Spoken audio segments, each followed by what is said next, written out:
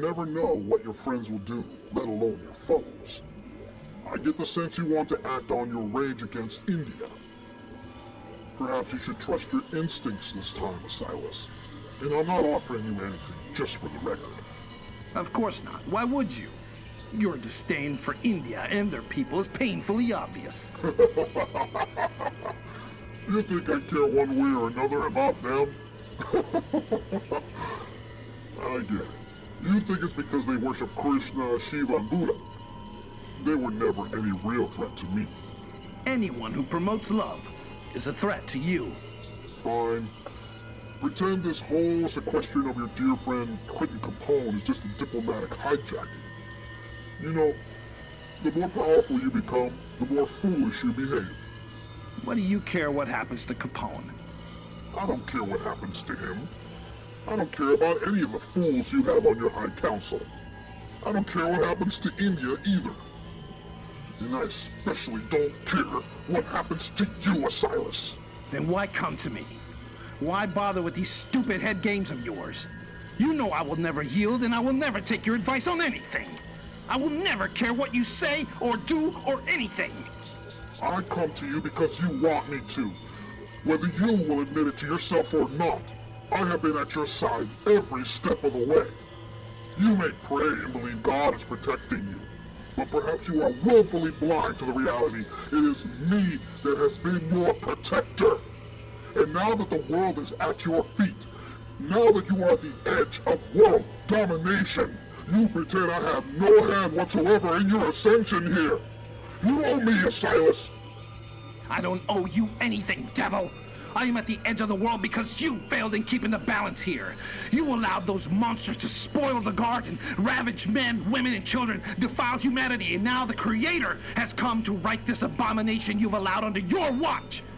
That's why I'm here, indirectly because of you. You have fallen so far from grace, the fiery pits of your own hell isn't a woeful enough punishment for you. Be gone, devil, for soon you will face our master.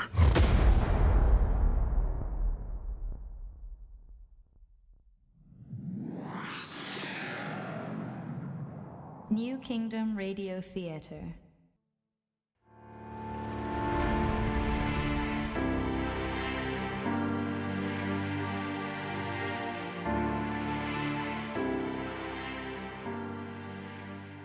Members of India's parliament, under the direction of the Prime Minister and President of the country, arrested Quentin Capon before the transfer of power to America could be completed.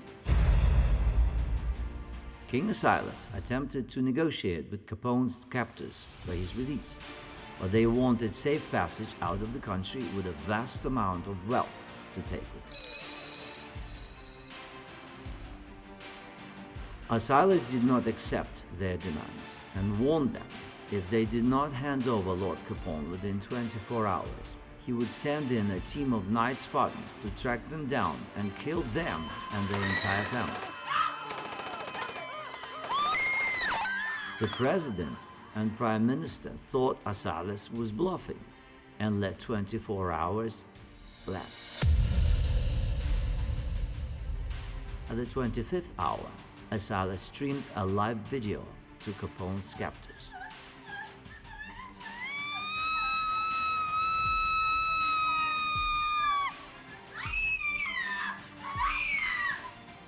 The President and Prime Minister's wives and children were being held captive in their own homes by the Spartans. Asilas told the man if Capon was not released within the hour, the Spartans would set their homes on fire and burn their families alive.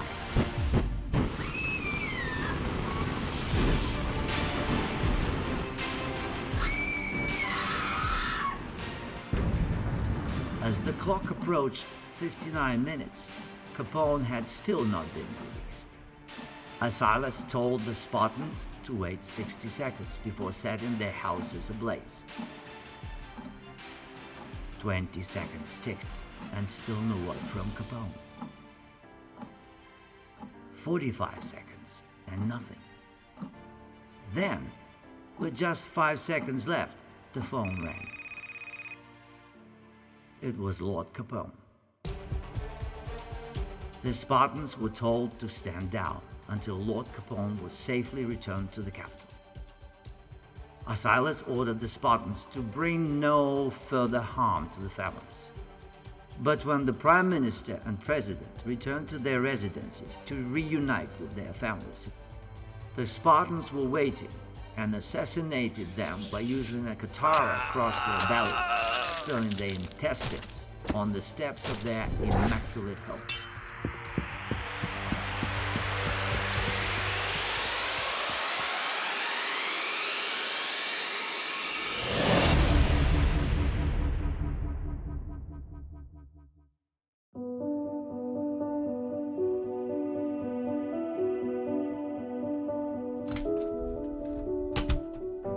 Sir, it appears the transfer of power in India is back on track.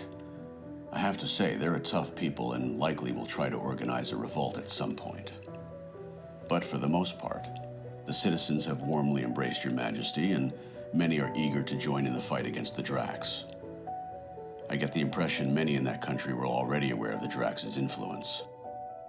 Indeed. The Drax have been called many things throughout the centuries. India's ancient past spoke of the Naga race. But since they can be shapeshifters, there's no telling how far of a reach these monsters have had. What do you think will be their next move? The elitists in India will try to make an alliance with the Drax, or their surrogates in the monster group. Your Majesty, we are receiving reports from our naval ships approaching India's coast of some strange disturbances.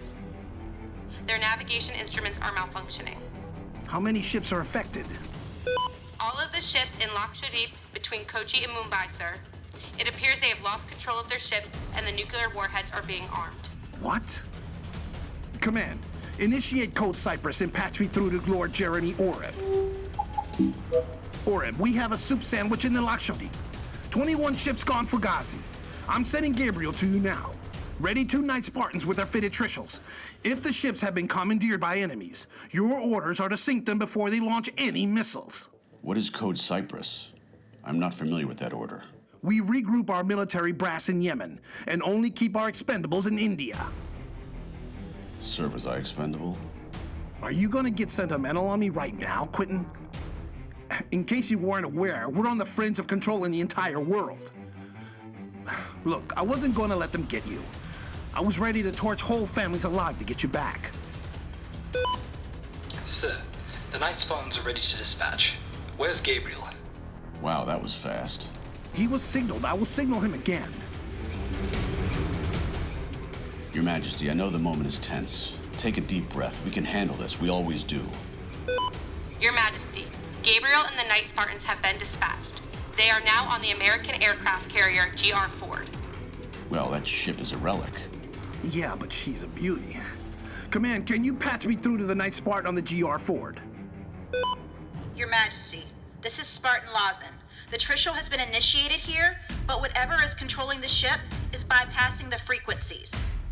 I suppose the crew is affected, Spartan Lawson? Negative, my king. Lord Oreb calibrated this Trishul to not lift the fog. Can you change the setting in order to lift the fog and see if that blocks whatever is controlling the ship? Yes, but you know the crew will be affected, sir. If you regain control of the ship, we'll deal with the crew later. Initiate it now. Sir, won't this create chaos? We may gain control of the ship, but if the crew is out of whack... We'll worry about that later, I said.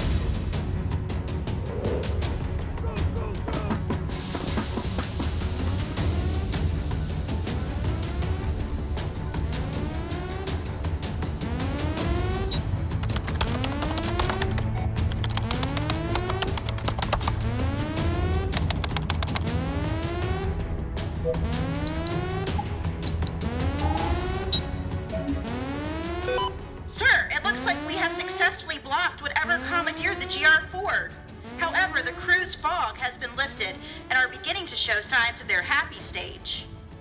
This means they're more concerned with singing and dancing than they are steering the ship. Spartan Lawson, I'm ordering Lord Oreb to transport some commos to take control of the ships, each with 2 Spartans to help keep order. Sir, the crew doesn't become dangerous for another 24 to 48 hours. I know, but I'm not taking any chances. Plus, once they do, it may turn into chaos.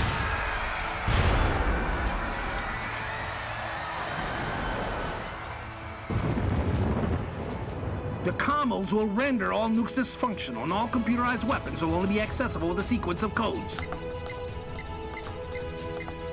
So no hijackers will be able to use our own weapons against us.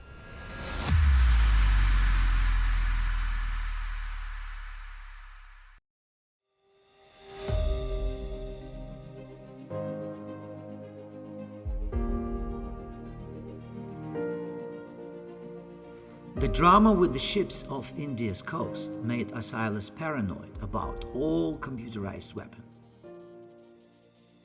Access to launch codes were restricted, unlike anything before.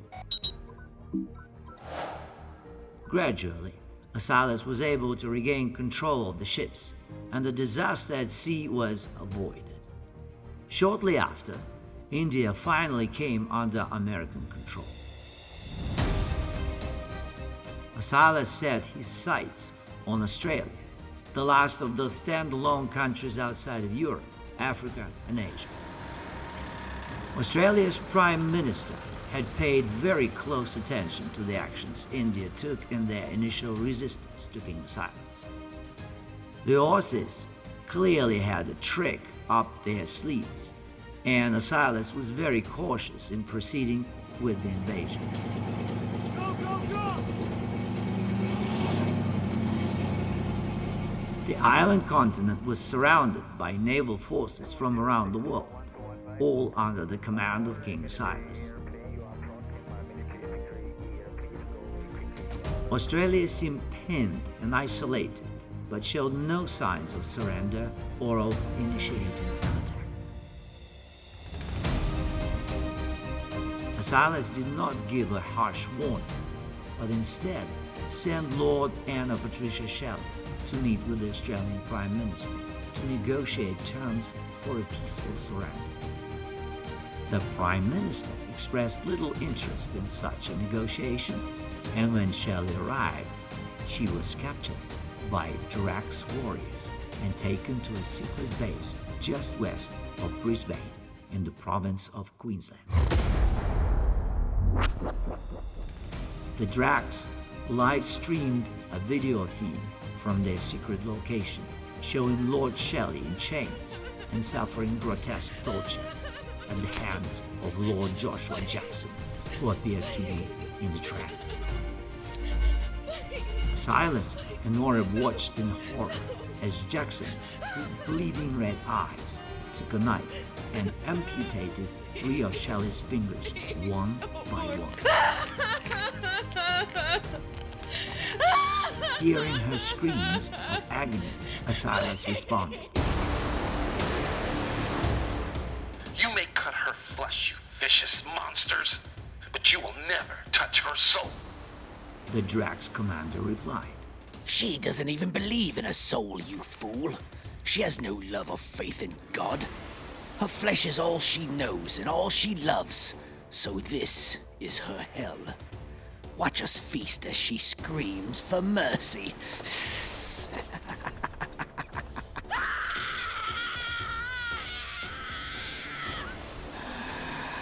You still have 7 fingers left. No need to pout. I have to admit, your screams are delicious. I see why Asilas loves you so much. You're wasting your time torturing me. America is going to crush you. And Asilas is going to shred you alive. Aha, you see? He does love you. How long before he sends his pathetic Spartans to save you? For all you know, they're already here. You are feisty, Lord Shelley. You know, I'm getting hungry again. I think I'll have 3 more of your fingers. Let's video it and send it to your stupid king. If he's already here, maybe we can have a face-to-face meeting a little quicker than expected.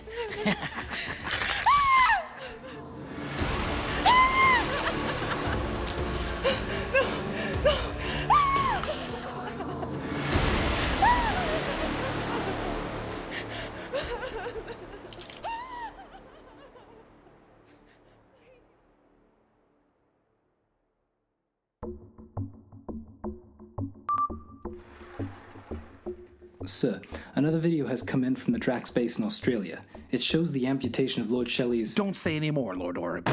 I'm sick to my stomach about what is happening to Lord Shelley. We'll get her back, sir. We should discuss our options at the High Council meeting, which we are now running late for. We'll show them the video because I want everyone to see what those monsters do to a member of our High Council. Lord Shelley is resilient, sir. She won't be easy to break. They can try, but I know she can handle whatever they throw her way. We need to make a move sooner rather than later, Jeremy. Her life depends on it.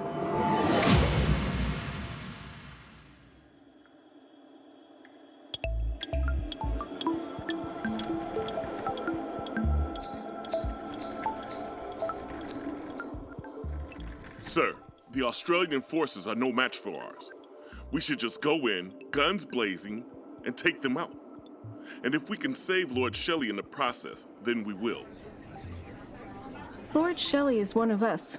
How would you feel if we decided not to save you if you were captured? If there's a chance to rescue Lord Shelley, then we should try. She helped us to get here to this point. We'll need her the rest of the way. I agree.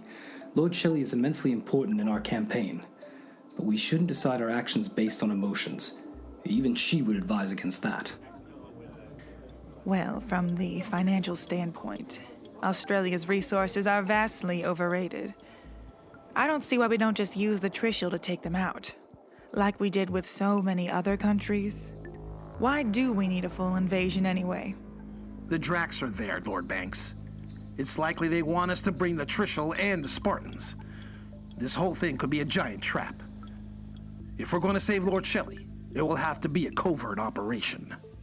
Extraction is too risky, Your Majesty. I agree with Oreb and Richards. It wouldn't take us long to conquer them. Perhaps we should just nuke them and get it over with. If we nuke them, then there's no chance Lord Shelley will be rescued. And we'll be murdering millions of people unnecessarily. Your Majesty, isn't there a way for Gabriel to teleport to Lord Shelley and bring her back? Surely there's a way to find her location. I mean, we all have a chip transponder inside all of us. Lord Roberts, we already know where Lord Shelley is. We have the coordinates. That is not the issue. If we send Gabriel, the Drax will be waiting for him, and they have already captured him before. We can't risk losing Gabriel. He's just too valuable. Sir, why can't we have access to Gabriel's teleportation device? Surely we can develop one of our own. Perhaps we can just copy it. We tried that already too, Lord Roberts. There are some things we just do not have the capability to do. And what's worse, if the Drax ever get a hold of that chip transponder you alluded to, they could reverse engineer it and find any and all of us. You understand? We can't wait any longer. We have to decide now. This council must render a decision on a course of action, and I will decide to execute it or not. The stakes are too high, and every moment that passes, we risk the Drax finding her transponder.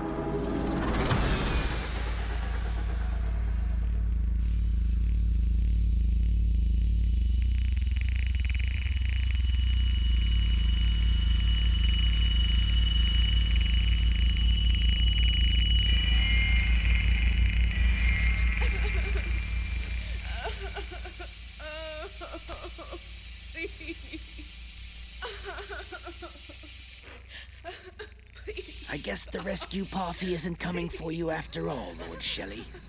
Looks like we'll get to play a little longer. Which is fine by me. I like the way you scream. Ugh, your kind is an abomination. And yours isn't? I am treating you far better than you treat your farm animals, Lord Shelley. The way humans treat each other, the environment, the oceans, you are the abomination. At least the world we come from was destroyed by natural forces. We didn't pollute ourselves to death like humans love to do. You live in filth. You behave like rats. You're judgmental of each other. You murder, steal, lie, cheat, and destroy each other without a conscience. And yet, you look at us and call us monsters. And I suppose you want a special ribbon or trophy for all the great work you do. No, hearing your screams is reward enough. Now, Lord Shelley. I can make your pain stop if you just tell me all the things I need to know. The only thing you need to know is where to find the shower and a toothbrush, you smelly, disgusting, hideous gargoyle. No, insulting me will only make me enjoy this more. But rest assured, the feeling is mutual.